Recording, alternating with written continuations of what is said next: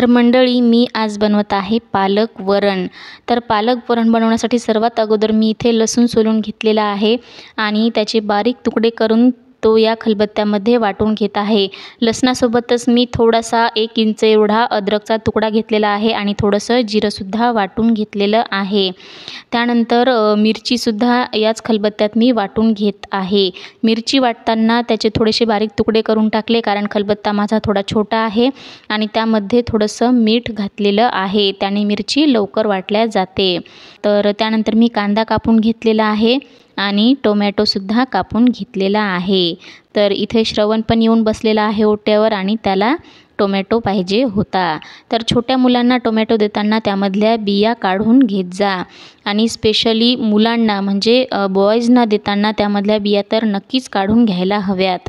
त्यानंतर इथे मी कढई ठेवलेली आहे, त्यामध्ये तेल टाकलेलं आहे।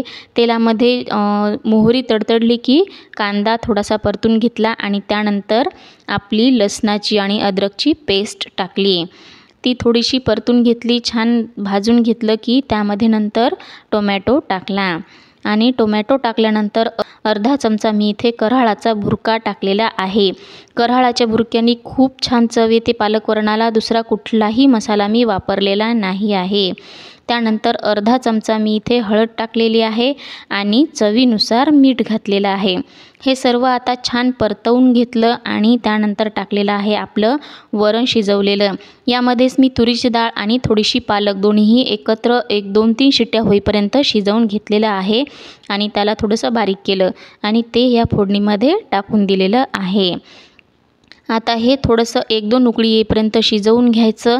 त्यानंतर मी हिरवी मिरचीची चटणी टाकलेली आहे, अगोदर मी टाकायला विसरले, तर तुम्ही अगोदर फोडणीला टाकू शकता किंवा नंतरही टाकू शकता। त्याची चव नंतर जरी टाकलं तरी खूप छान लागते हिरव्या मिरचीची। तर एकदा हे पालकचं वरण नक्की करून बघा आणि खा।